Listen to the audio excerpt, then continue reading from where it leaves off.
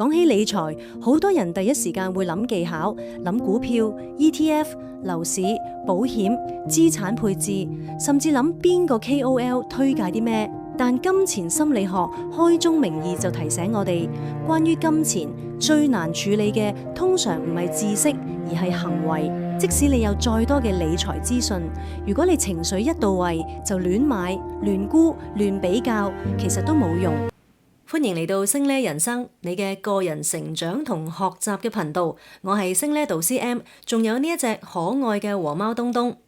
我哋每一集咧都會同大家分享一啲唔同嘅個人成長、心理學、溝通技巧、親密關係等嘅題目，又會傾下啲社會熱話，揾嚟一啲好書，嚟自唔同作者、學者嘅研究報告、文章咁，集各家之大成，為大家提煉出有實用價值、可以即時應用喺生活嘅學習資訊。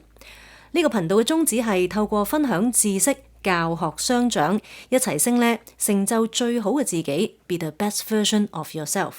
中意呢啲內容，記得點讚、留言、subscribe、訂閱呢個 channel，share 俾你身邊最好嘅朋友仔，話唔定之後會有啲你哋估唔到嘅着數。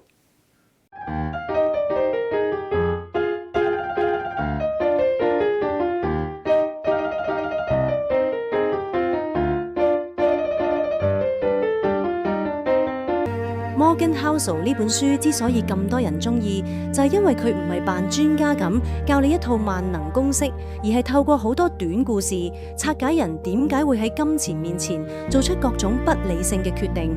佢講得最終嘅一點就係，每個人對錢嘅理解背後都同自己成長背景、時代經驗、家庭環境有關。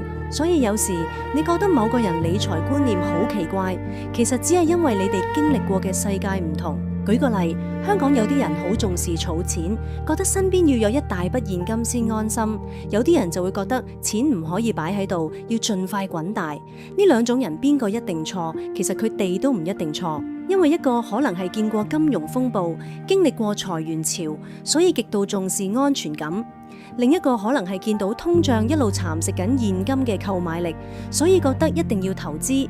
問題唔係你有冇道理，而係你有冇意識到自己原來一直都係用情緒去理解金錢。金錢心理學第一個非常重要嘅觀點係，致富同首富其實係兩種完全唔同嘅能力。好多人好擅長去衝到第一桶金，或者喺某段時間賺得好快，但真正難嘅係長期保住成果。作者話，致富有時需要冒險、樂觀同進取，但首富更加需要謙卑、耐性同風險意識。換句話講，你識得賺，未必代表你識得留。第二個重點係複利，呢個字大家都聽到悶，但好多人理解複利只停留喺錢三個字。作者想講得更深一層，複利最大嘅敵人往往唔係回報率低，而係你冇足夠耐性。你成日轉策略，成日追邊隻股票好，成日中途退出，其實就等於自己斬斷複利。好多有錢人唔係因為做咗幾多驚天動地嘅決定，而係因為一啲唔起眼但持續咗好耐嘅正確選擇。第三個重點，我覺得香港人尤其要聽，就係作者講嘅炫耀性消費同真正財務自由之間的分別。好多人努力錢，其實唔單止想生活舒服，仲想證明自己過得好，於是會買名牌、買靚車、住超出能力範圍嘅地方。表面上好似升咗呢，實際上可能將自己綁死。作者話，金錢最重要嘅用途唔係令其他人覺得你成功，而係令你擁有選擇權。呢點真係好值得深入思考，因為對一個城市人嚟講，真正奢侈有時未必係買貴嘢，而係你有冇能力對唔合理嘅工作 say no， 你有冇儲備令自己遇到公司重組都唔會即刻恐慌，你有冇空間喺親人有事嘅時候可以陪佢哋，而唔係因為現金流太緊張，乜都做唔到。講白啲，錢最終買到嘅係自主權。第四個重點係運氣同風險。作者提醒我哋唔好將所有成功都解釋成能力，亦唔好將所有失敗都解釋成無能。呢個世界本身就有好多偶然嘅因素。你見到一個投資神話，未必代表你照抄就得。你見到一個人失敗，未必代表佢做嘅一切都係錯。理解運氣同風險，會令你對自己同其他人都少一啲嘅武斷，多一啲嘅謙卑。最後一個我好中意嘅觀點係，作者話救呢個概念非常重要。現代社會最大問題之一就係永遠唔知幾時先叫夠。賺到100萬想200萬，有200萬想500萬，永遠比較，永遠嫌少，結果唔係冇錢，而係永遠焦慮。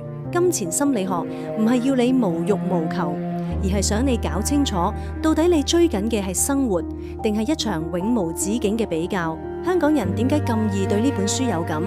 因為香港好多人都係金錢焦慮，其實唔止嚟自窮，而係來自比較。你會同同事比較人工，同朋友比較住屋，同社交媒體比較旅行、名牌、生活方式。慢慢地，你以為自己理財係為咗生活穩定，最後變成為咗追上一個根本冇終點嘅標準。